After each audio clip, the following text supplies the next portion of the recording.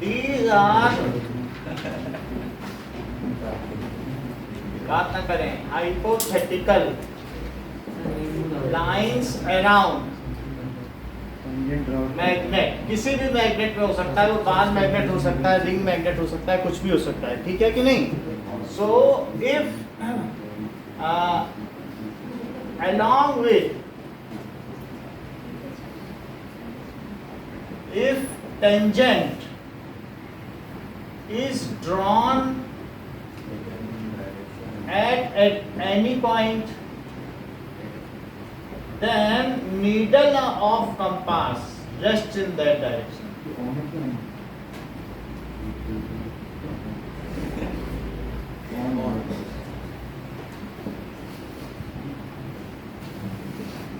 Second, when is the force experienced by current carrying conductor placed in a magnetic field is large. मान लीजिए current carrying conductor को अगर हम magnetic field में रख दें, तो ये करंट कैरिंग कंडक्टर है और ये दैट इज एन और ये एस है। सो इसका मतलब होता है करंट कैरिंग कंडक्टर में जो फोर्स होता है वो P I L sine theta होता है, ठीक है। तो ये कब लार्जेस्ट होगा? जब साइन थीटा लार्ज होगा तभी होगा। तो इसमें ये लाइन है और इस करंट कैरिंग कंडक्टर को इसमें कितना होना चाहिए? सो F is large,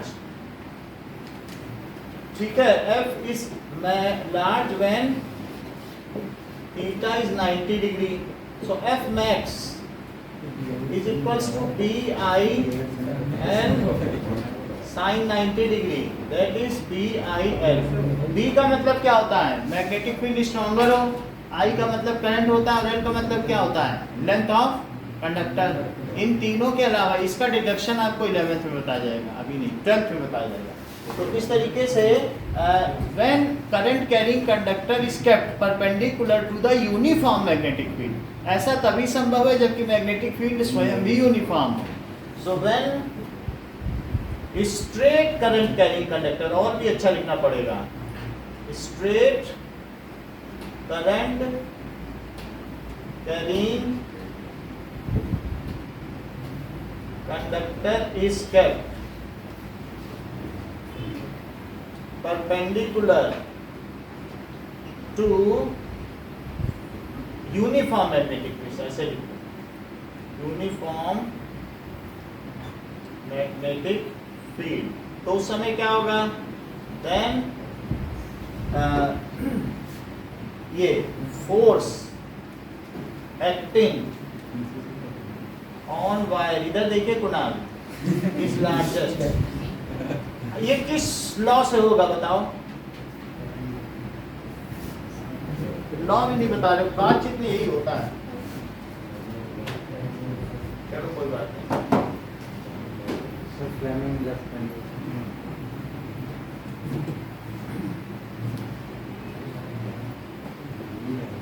bio Savart law, ये नहीं पढ़ा आपने? क्या बायो, क्या बायो सेवर्ट लॉ?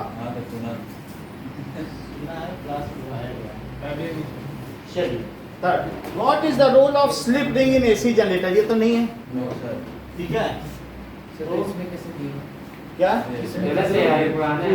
पुराना ये पुराना है, इसमें सब कुछ है मैग्नेटिक फील्ड का, ठीक है ना। So why does a compass needle get deflected when brought near a magnet? क्यों हो जाती है? So why does a compass needle get deflected? Okay, तो कंपास नीडल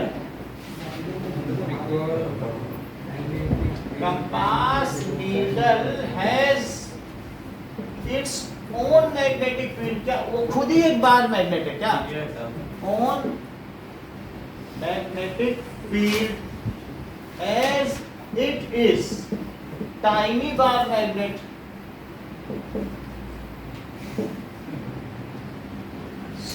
पिवोटेड, ये किस पे पिवोटेड होता है? Pivoted on a pin. Pivoted का मतलब ध्रुवीकृत, उस पर रखा हुआ घूम सकता है, तो it is pivoted on a pin, ठीक है, इट कैन फ्रीली मूव। तो ये उस पर रखा है, लेकिन ये बाहर मैग्नेट और इसकी अपनी मैग्नेटिक फील्ड है। It's magnetic field interacts with the magnetic field of near by kept bar magnet. इसकी मैग्नेटिक फील्ड उससे इंटरेक्ट करेगी, तो क्या होगा, या तो रिपल्सन होगा या अट्रैक्शन होगा, ठीक है। It's magnetic field interacts with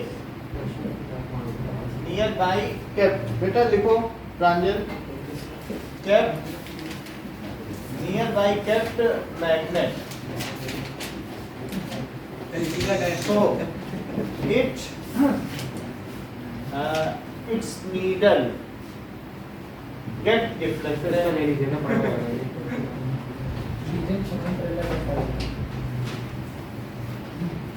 ठीक है। State Fleming's left hand rule, तो फ्लेमिंग्स लेफ्ट हैंड रूल तो स्टेट कर लोगे ना। Draw the magnetic field of lines near bar magnet, ये भी हो जाएगी। 7th स्टेट और explain how right hand thumb rule indicates magnetic field. तो राइट हैंड थंब रूल आपका कौन सा है, फैराडेज लॉ ऑफ इंडक्शन। तो राइट हैंड थंब रूल ही बताना है कि कैसे इसमें फोर्स लगता है। ये वो फिंगर क्या बताती है, वो फिंगर वही FBI है, राइट हैंड में FBI लगा देना। Okay, write two difference between direct current and alternating current. नहीं, give 3 points of difference between an electromagnet and permanent magnet. क्या ऐसा बताया कि परमानेंट मैग्नेट का क्या काम है कि, और लिखवाया है ना। ओके, सर परमानेंट मैग्नेट का बता दो, इलेक्ट्रोमैग्नेट का सेकंड पीडीएफ में लिखवाया है। देखो पढ़ता हूं हाँ। भाई, कभी परमानेंट देखा था मैग्नेट, तो परमानेंट मैग्नेट में polarity can not B change, height और बी चेंज नहीं की जा सकती है। जो नॉर्थ है वो नॉर्थ रहेगा, जो साउथ है, ठीक है। और magnetic strength, magnetic field strength change की जा सकती है क्या? No sir, field strength can not be changed. और क्या नहीं किया जा सकता है? कॉस्टली बस That is, तीन ही देते। ये जो परमानेंट मैग्नेट है कि its magnetic field is always retained, it can not be write off, इसे हमेशा के लिए मिटाया नहीं जा सकता है। So magnetism is always, magnetic field is around it whether desired और नॉट। अच्छा ये बताओ, पोलैरिटी कैन बी चेंज, कैसे चेंज की जा सकती है? by changing the direction of current. Be change by अरे वो not changing direction of current. और ये कैसे हो सकता है? Number of turns, by increasing number of turns, solenoid में number of turns per metre length, per unit length में नंबर ऑफ टर्न्स। एक बार घुमाया फिर घुमाया फिर घुमाया, ऐसे नंबर ऑफ टर्न्स बढ़ाना है। बटर पेपर बीच में लगाना है और इंसुलेटेड वायर। सो इस तरीके से number of turns can be increased, Magnetic fields. ठीक है। अगर उसे हम चेंज कर दें और इनसाइड मटेरियल कैन भी चेंज कर दें, तो और क्या चेंज कर दें?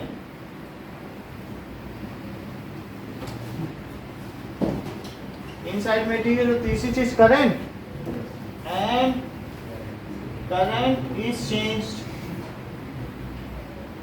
Then magnetic field strength changes, magnetic field strength changes. ये कैसे हुआ? बी मुन्नी, न्यू एन आई। तो ये हो गया नंबर ऑफ टर्न्स को एन कहो, इसे पर यूनिट लेंथ है। और ये इनसाइड मटेरियल को म्यू कहोगे, परमिएबिलिटी, ठीक है। और ये देखो करंट को आई कह दोगे, बात समझ में आ गई। इन तीनों के बदलने से क्या भी बदल जाएगा, ठीक है। और इसके अलावा क्या किया जा सकता है, if magnetism not desired then by switching off the current magnetism goes off, by switching off current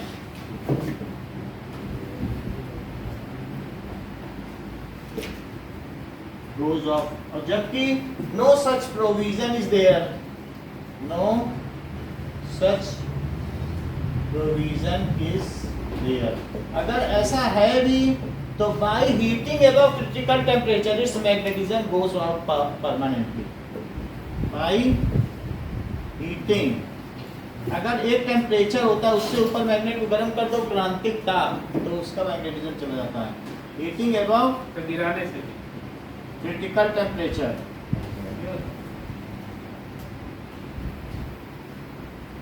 it's magnetism, gas पे रख दो,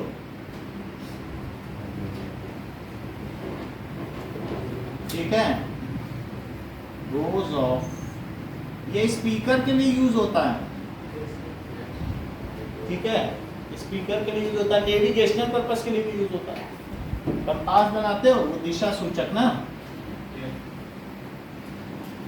और जबकि ये किसके लिए यूज होता है, ये जो बहुत बड़ी क्रेन होती है, क्रेन में तो सॉलिडॉइड चाहिए ना, तो क्रेन और लेबोरेटरी में भी यूज होता है क्योंकि उसके अंदर यूनिफॉर्म फील्ड होती है। सॉलिडॉइड के अंदर कैसी फील्ड होती है, यूनिफॉर्म, और क्या हम उसमें जा भी सकते हैं कैसे? तो ये जैसे बड़े बड़े हैंगर हैं, तो हैंगर के अंदर एयरक्राफ्ट रखे रहते हैं, और हैंगर में एयरक्राफ्ट हैं तो यहाँ पर प्रैक्टिकल किया जाता है इंस्ट्रूमेंट में, तो चारों तरफ कॉइल रहती है, और वहाँ पर के अंदर क्यों डालते हैं रॉकेट है क्या के अंदर क्यों डालते हैं एयरक्राफ्ट को? एयरक्राफ्ट के अंदर उसके जो कॉकपिट में इतने सारे इंस्ट्रूमेंट हैं, तो जो वहाँ इंस्ट्रूमेंट फिटर है, यानी जो वहाँ पर टेक्नीशियन होता है ना एयरक्राफ्ट का, तो वो सारे के पैरामीटर चेक करता है जहाज को भेजने से पहले कि यूनिफॉर्म फील्ड, नहीं तो अर्थ की मैग्नेटिक फील्ड अगर गड़बड़ कर देगी तो पैरामीटर सही चेंज हो पाएगा। अर्थ की मैग्नेटिक फील्ड बहुत फीबल है, 4.10 माइनस ये सही करना है, 4 तो इस तरीके से ठीक है। इतने टेस्ला अर्थ की मैग्नेटिक फील्ड, लेकिन फिर भी डिस्टर्ब तो कर सकती है, तो हम एक यूनिफॉर्म मैग्नेटिक फील्ड क्रिएट करते हैं। हैंगर समझते हो ना, ऐसे गए हो गए अंदर पार्ट, तब भी होता है, हैं? तब भी होता है, मतलब हवा में भी होता है, इसको ऐसे ही क्या होता है, तो हवा में भी ये मैग्नेट लगा रहता है क्या? हवा में तो रहता ही है। जैसे तुमने देखा नहीं है कि जब एक बहुत बड़ा धावक होता है तो वो क्या करता है कि ये नॉर्थ टू साउथ है, तो वो अगर इस तरीके से दौड़े ईस्ट टू वेस्ट, और यहाँ पर दो तार लगा के एक बल्ब लगा दिया जाए तो बल्ब जल जाता है कि नहीं, अगर धावक ऐसे दौड़ता रहे तो देखा है ना टीवी में दिखाया, हम तो ऐसी बात नहीं करते हैं, तो यहाँ तार लगा दो और ये बल्ब जल जाएगा। तो वो रॉकेट में भी होता है, रॉकेट में भी होता है, मैग्नेटिक फील्ड तो रहेगी, स्पेस में तो नहीं और इसके लिए ही इसमें जो है बॉन्डिंग केबल लगाए जाते हैं कि वो डिस्चार्ज हो जाए। अब तो ये चीज है, इसमें क्रेन में यूज हो गया, और किस में हो गया, for getting uniform magnetic field.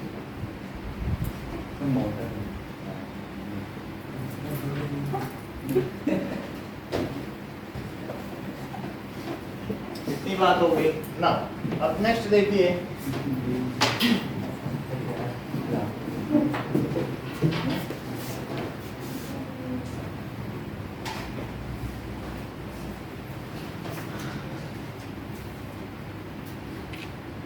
Okay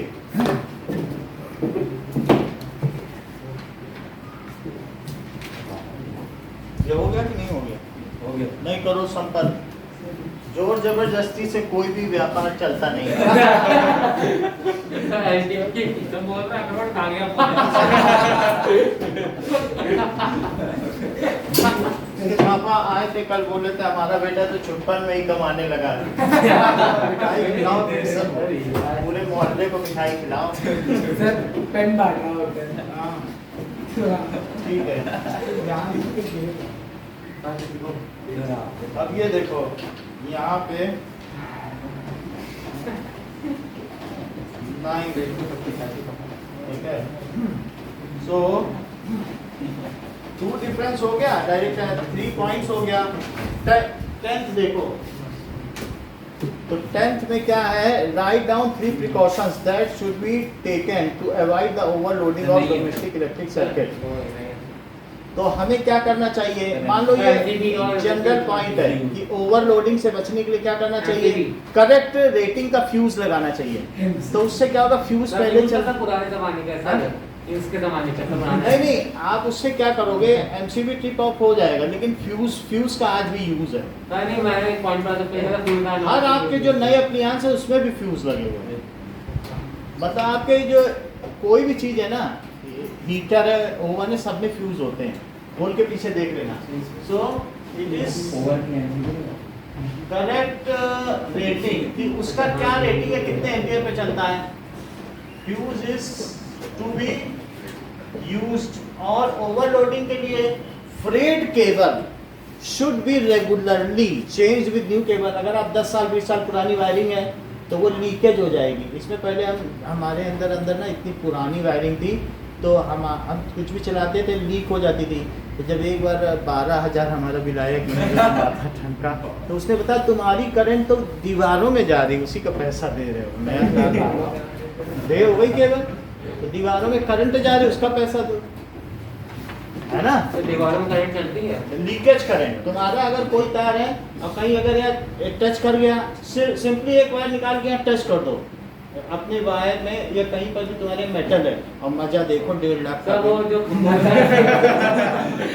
वो सब अर्थ में चली जाएगी बिना रुके, खूब अच्छे से जाएगी। सर वो किसको कहते हैं, बोलते हैं वो वायर निकली जाती है सर, उसका क्या असर, उससे भी वायर निकली ना रहे, उस जो वायर निकली हुई है ना, उसको रेफ्रिजरेटर में या कोई मेटल के पोल में बांध दो, और जब ड्रेन होगी बिजली तो अपनी देखो मीटर की चरखी कैसे चलती है और बिल कैसे बढ़ता है। So that is frayed cable is to be replaced. Replace कर दो उसको, तो जिससे कि ओवरलोडिंग ना हो ना, तो frayed cable is to be replaced regularly. और क्या होगा, मल्टीपल, ठीक है, pins are not to be inserted in single socket, उससे भी ओवरलोडिंग होती है।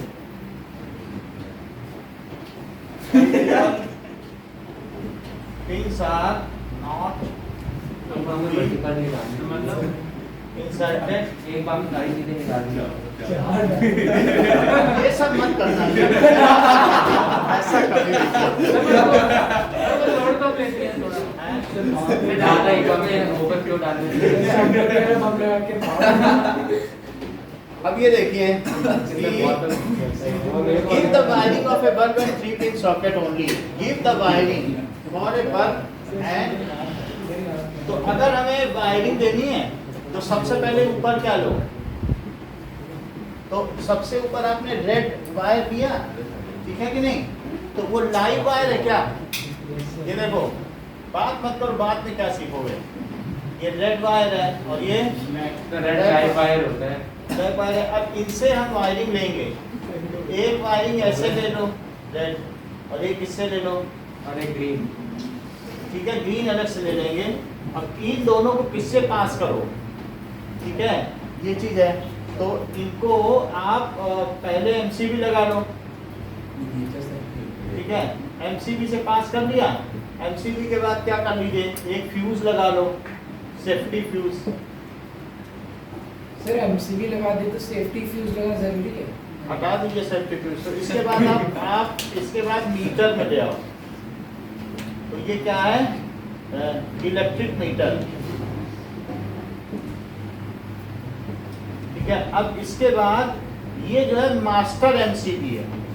तो मास्टर एमसीबी और मास्टर का मतलब है कहीं भी फ्लक्चुएशन होगा तो वहां पे चला जाएगा, और फिर इंडिविजुअल है आपके 4-5 पेज है, मिलते रहते हैं क्या? नहीं, जैसे आपको एक पर काम करना है, हमारे अलग अलग है, जैसे हम पूरे ऐसा नहीं एमसीबी ऑफ करके अंधेरे में काम करें, हमें इस स्विच पे काम करना है तो मैं इस स्विच का एमसीबी ऑफ करके काम कर लूंगा, बाकी लाइट तो जलती रहेगी रोशनी है। वो तो वाइट स्विच होता है ना, जैसे ये है तो इसमें एक हमारा मास्टर है, एक उसे हमने ऑफ कर दिया, ठीक है, एक यहाँ कंप्यूटर सर वाला है वो ऑफ करते हैं तो उनकी लाइट चली जाती है, ठीक है, और बाकी इंडिविजुअल है। समझ में आ गई बात? सर ये एसी का दूसरे तरीके का प्लग होता है। एसी के दो अलग एमसीबी वहाँ सर, नहीं, पे, plug एसी के इंडिविजुअल एमसीबी हैं। हाँ प्लग तो हाई सर है। अलग तरीके का होता है क्या? इसका इसमें जो लोड है 2 एम्पियर है, जबकि ये 0.01 एम्पियर है, इससे 100 गुना ज़्यादा इसमें। ये 1 घंटा चलता है, 24 रुपये देता है। और वो ये कम लेता है, ये 2 टन का है ना, तो वो 14 रुपये लेता है। समझ आई बात? अब ये देखो इलेक्ट्रिक मीटर से चला, इलेक्ट्रिक मीटर के बाद अब यहाँ पे क्या करो, ये यहाँ पर 3 स्विच लगा दो, तो एक ये देख लो रेड वाला कौन सा आ रहा है, इतना आपको बनाना है, इसलिए हम कह रहे हैं बना ही लो। और ये ऐसे आया, और ये जो है ना एक लाइव में आ गया, और ये पीछे पीछे किस में चला जाएगा, ये ब्लैक में चला जाएगा, और फिर ये किस में होगा, क्या ये ग्रीन में चला जाएगा? Yes sir. तो ग्रीन में टूवर्ड्स अर्थिंग। अब ये चीज आप क्या है ना, ये यहाँ पे ऐसे अर्थिंग में दिखा दो, और अब जो आपका बल्ब है, बल्ब ऐसे तो नहीं बनाओगे कि हमेशा जलता ही रहे, तो इसलिए ये यहाँ पे एक बल्ब बना लीजिए, और इसमें एक स्विच बनाइए, और स्विच ये समझ में आ गई बात कि नहीं? सिंगल स्विच का बनाना है आपको, तो ये हो गया। बाकी सब चीजें आपको वही, ये लिखो, ये लाइव वायर, ये कौन सा है, न्यूट्रल वायर, और ये कौन सा है, अर्थ वायर। ठीक है, देखो जो अर्थ वायर होता है कुछ अलग अलग चीजें हैं।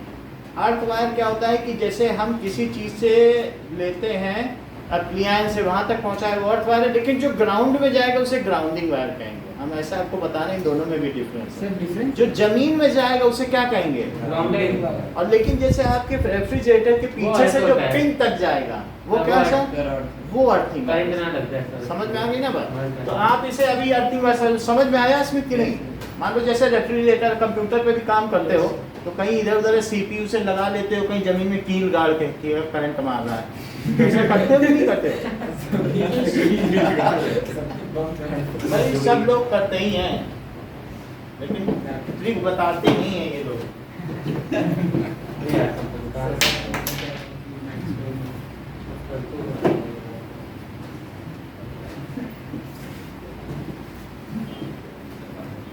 अब आगे देखो, ये सारे काम किए जा सकते हैं। वायरिंग हो गई, 3 pin socket only and 3 pin socket only. What is the function of earth wire? Earth wire का क्या काम होता है? तो it drains out leakage current,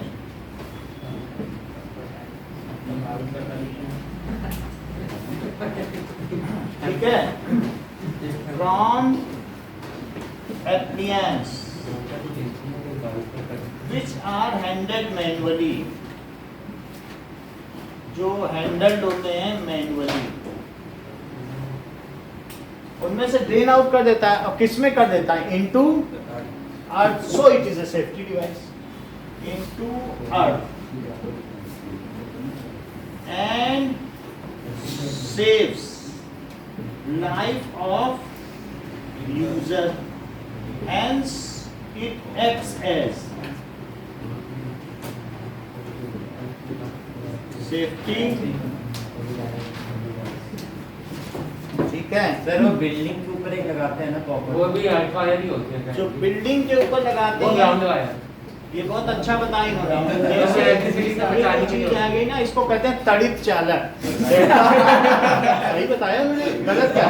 आप समझ नहीं पाए, उन्होंने क्यों इसे कहा लाइटनिंग कंडक्टर?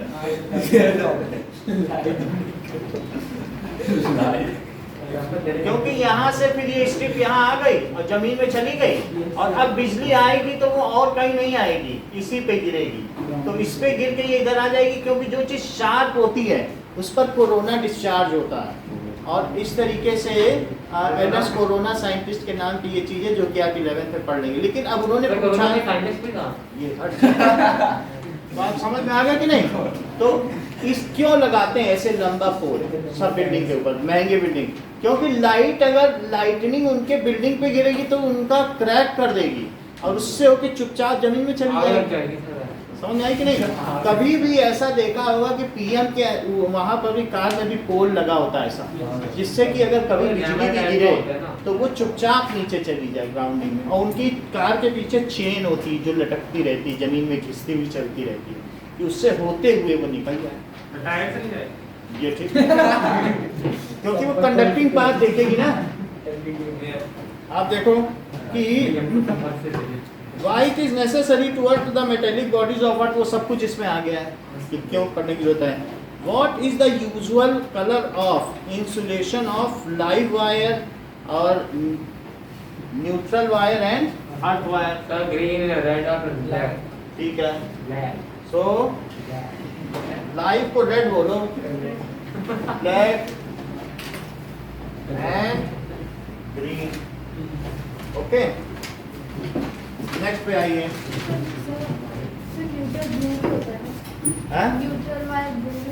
न्यू कन्वेंशन देखो हमने लिखा भेजा है आपके में, चलो मैं दिखा देता हूँ। नहीं दोनों लिखा देता हूँ, अभी भेजा तो है ना। तो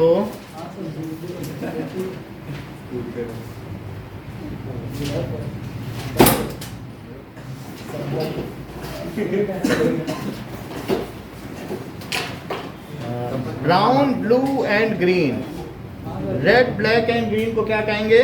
ब्राउन, ब्लू एंड ग्रीन।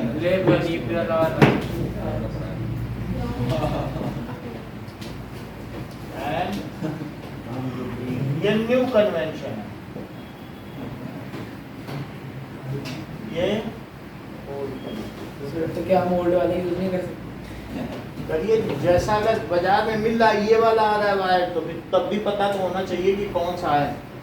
ठीक है कि नहीं? ये नहीं कि 3 वायर है कहीं भी कोई लगा दिया फिर पता चला। लेकिन जो अगर आपने लगा दिया फिर उसके बाद जो आएगा इलेक्ट्रिशियन वो तो यही मानेगा कि किसी एफिशिएंट ने लगाया है, तो वो उसको वही मानेगा जो लाइव है। ठीक है कि नहीं? तो ये चीज़ है, हम खोल के देख लेते हैं ये रेड इसे नहीं छूना है, ब्लैक को छूना है, तो ये चीज़ हमें पता है ना कि किसी ने लगाया है। तो a uniform magnetic is applied west to east and a straight current carrying vertical conductor is placed in it. In which direction? अब मैं आपको 3 क्वेश्चन देता हूँ सर्कल पे। यस सर, उसके साथ हाँ सर बोर्ड पे लिखेंगे। इसमें से कॉपी पे करेंगे, हाँ उसी से दूंगा। डॉक्यूमेंट करना है। Okay, thank you Ishan. हाँ जी साहब।